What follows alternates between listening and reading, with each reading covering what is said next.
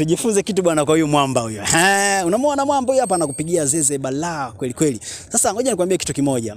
Kila mmoja nadhani amewahi kushuhudia hawa watu ambao wanatoa vipaji vyao mbele za watu na wanalipwa, au sio bwana?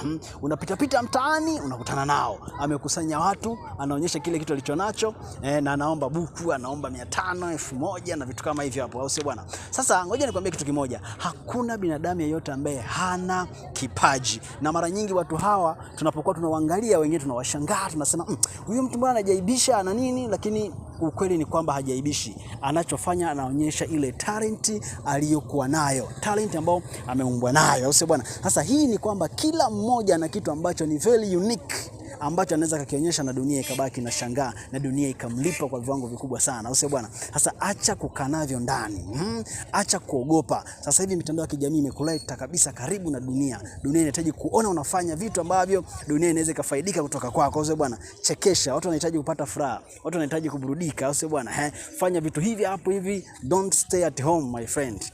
Acha kukaa nyumbani ukilalamika sina mtaji, sina cha kufanya. Una talent moja kubwa sana ambayo unaweza kuifanya na dunia ikabaki inashangaa. Amka!